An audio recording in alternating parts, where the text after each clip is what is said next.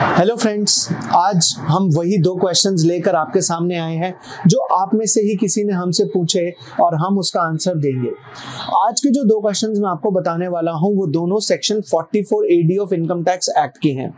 वो दो क्वेश्चन क्या हैं उसको जानने से पहले ये समझ लेते हैं कि सेक्शन 44 AD कहता क्या है। सेक्शन 44 AD कहता है प्रिजम्पटिव टैक्सेशन स्कीम, यानी कि आपको अपना प्रॉफिट निकालने की जरूरत नहीं है। आप सीधा सीधा जो आपकी ग्रॉस रिसीट्स हैं आप उसका 8%, मिनिमम 8%, अगर आपकी वो ECS या डेबिट या चेक से आपकी पेमेंट आ रही है तो आप उस केस में 6% भी ले सकते हो, राइट। वो हमने एक वीडियो में डिस्कस किया था, आप चैनल पे विजिट करके देख सकते हैं वो वीडियो। तो अगर ऐसा है तो उस केस में आप 6 या 8% इनकम डिक्लेयर कर सकते हैं। क्लियर है तो। लेकिन इसमें क्वेश्चन सबसे पहला जो आया वो ये आया कि मान लेते हैं कि मेरा जो बिजनेस है, ये क्वेश्चन हमसे पूछा है मिस प्रियंका शर्मा ने। उन्होंने कहा कि सर मैं एक ब्लॉगर हूँ, मेरी इनकम गूगल एडसेंस से आती है, और ये क्वेश्चन सिर्फ एक का नहीं बहुत लोगों का है। क्या मैं इस प्रिजम्पटिव टैक्सेशन स्कीम के लिए एलिजिबल हूँ?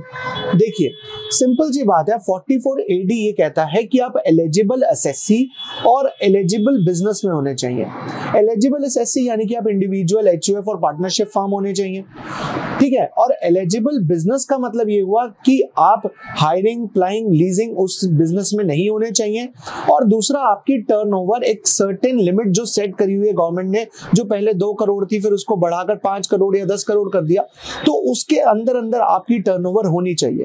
अगर ये कंडीशन सेटिस्फाई आप करते हो तो yes you are eligible for that. तो इसका मतलब ये हुआ कि अगर आप एक ब्लॉगर हो और आप वो ब्लॉगर अपने प्रोफेशनल कंडक्ट में नहीं कर रहे। प्रोफेशनल कंडक्ट का मतलब क्या है? फॉर एन एग्जांपल, मैं एक चार्टर्ड अकाउंटेंट हूं, ठीक है, और मैं एज ए चार्टर्ड अकाउंटेंट अगर एक प्रोफेशनली ब्लॉग्स लिखता हूं या मैं व्लॉग्स बना रहा हूं आपके सामने जैसे, तो इससे जो मुझे इनकम आएगी वो 44 AD में नहीं, वो 44 ADA में कवर होगी। लेकिन आपकी जो इनकम है, क्योंकि आप एक प्रोफेशनल, अगर आप एक प्रोफेशनल ब्लॉगर हो तो यस आपकी भी 44 ADA में आ जाएगी। बट अगर आप प्रोफेशनल ब्लॉगर नहीं है तो उस केस में आपकी वो जो इनकम होगी वो 44 AD में ही काउंट होगी, यानी कि आप उसका बिजनेस, आप उस बिजनेस को 44 AD में काउंट कर सकते हैं, आप एलिजिबल हैं। तो मैं उम्मीद करता हूं मिस प्रियंका आपका ये आंसर आपको क्लियर हो गया होगा और आप कमेंट बॉक्स में कमेंट करके बताएंगे अगर कोई डाउट रह गया होगा। अगर क्लियर है तो मजा ही आ गया फिर तो। अगला क्वेश्चन जो हमसे हमारे फैमिली के मेंबर ने, यानी कि हमारे सब्सक्राइबर ने हमसे बात करी, वो है कोई कार सुपर कार्स के नाम से। उनका क्वेश्चन क्या है कि if you own a e-commerce website selling digital products like e-books, यानी कि अगर मेरी कोई ई-कॉमर्स वेबसाइट है और मैं उसके थ्रू ई-बुक्स बेचता हूं या कोई भी डिजिटल प्रोडक्ट बेचता हूं, तो क्या ये 44 AD में आएगा?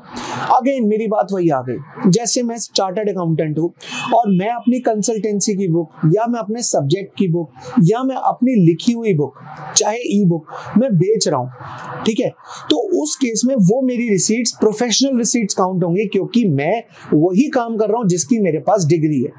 अब मान लेते हैं कार सुपर कार से मैं ये समझ पा रहा हूं कि आप मुझसे ये पूछना चाहते हैं कि मैं अपनी कार्स के बारे में या किसी भी कार्स के बारे में इंफॉर्मेशन प्रोवाइड करना चाहता हूं अपने सब्सक्राइबर्स को या अपने जो भी आपके कस्टमर्स हैं आप उनको। तो उस केस में क्या होता है कि अगर आप एक मैकेनिकल इंजीनियर हैं जो आपकी फील्ड से रिलेटेड डिग्री है, तो अगर आप एक मैकेनिकल इंजीनियर हैं और आप एज अ प्रोफेशन उसको कर रहे हैं तो आपकी प्रोफेशनल रिसीट्स हो जाएगी। इसका मतलब वो 44 AD में नहीं, वो कहां कवर होगी? 44 ADA में। लेकिन 44 ADA की कंडीशन एक याद रखना कि आपकी ग्रॉस रिसीट्स 50 लाख से कम होनी चाहिए।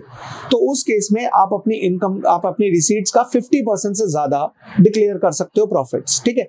लेकिन अगर आप कार्स के बारे में नॉलेज रखते हो, आपके पास डिग्री नहीं है इंजीनियरिंग की, बट आप कार्स के बारे में पूरी फुल नॉलेज रखते हो और तब आप वो काम कर रहे हो, तो उस केस में वो प्रोफेशनल रिसीट्स नहीं मानी जाएंगी। उस केस में वो 44 AD में ही कवर होगा। तो बेसिकली 44 AD और 44 ADA में जो हमने आज डिफरेंस समझा ना, वो ये है कि अगर आप एक प्रोफेशनल हो और उस प्रोफेशनल डिग्री का फायदा उठा रहे हैं, यानी कि आप उस डिग्री की हेल्प से अपनी कंसल्टेंसी लोगों तक पहुंचा रहे हैं, तो उस केस में आप 44 ADA में कवर होंगे, अदरवाइज आप 44 AD में कवर होंगे, राइट। तो कार सुपर कार्स के नाम से आपने जिसने भी सब्सक्राइब किया, मैं उम्मीद करता हूं कि इस वीडियो ने आपकी भी हेल्प करी होगी। और miss Priyanka and car super cars and बाकी सभी फैमिली मेंबर्स इस वीडियो को जरूर शेयर करें, लाइक करें और कमेंट करके अगर आपके कोई भी क्वेश्चंस है तो आप हमसे शेयर करें। हम नेक्स्ट संडे आपके क्वेश्चंस का आंसर जरूर देंगे, ये हमारा प्रॉमिस है। तो दोस्तों मिलते हैं अगली वीडियो में, आज के लिए इतना ही, बाय बाय।